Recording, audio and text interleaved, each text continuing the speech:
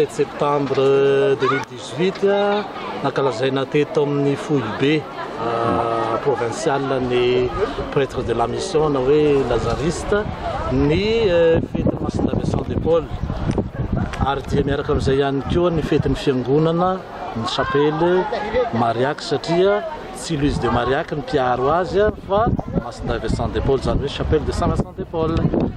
Notron'ireo vahoaka maro dia maro taoko andrivony angamba mahery ny arivo zay ny ankamaroany dia avy amin'ny fianakaviam-be Vincentiana eto Faradofay sy ireo kristianina avy amin'ny zanam-piangonana manodidina Ratsitanisa fa tsy Ambinanibe, Lafitsinana, Andranara ary Masianaky.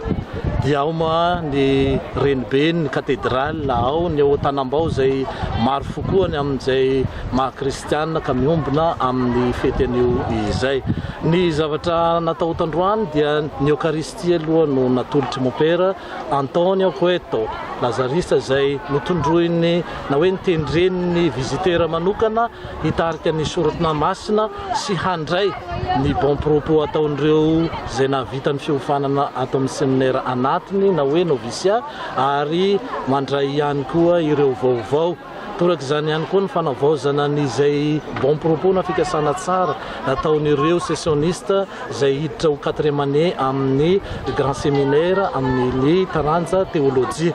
Izay no zavatra nisy teto amin'ny fankalazana ny Eucharistie ny voalohany indrindra. Na ninona moa mipera visiteur ny tseto satria ao ihany koa ny fanamasinana ho pretra ny diacre Léonaria any amin'ny cathédrale any Tuléar zay ambany fiarovana manokana ihany koa ny Masinday Vincent de Paul ka fanasana manokana nataon'ny archevêque ny Tuléar izany ka novaliany tampitiavana.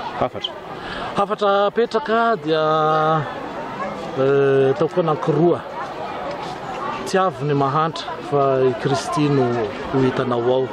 Francis Turbo moa no milaza hoe ovao ny fijery mety tsy ino anao hoe Jesosy Kristy tokoa ny ao ambadiky ny mahantra nefa tenin'ilay zanak'Andriamanitra zay ataonareo amiray amin'ireo madinika ireo dia amiko nanaovana izany. Faharoa dia ombako manana ny teny nentin'ny mon père Antonio zay nitodika tamin'ny famille Vincentiana tandroany fa indrindra ho an'ireo séminariste ny hoe ny fanetretena fananao fanetretena no fahanao manatotosa any zavatra rehetra momba n'izay fitiavana ny mahantra izay.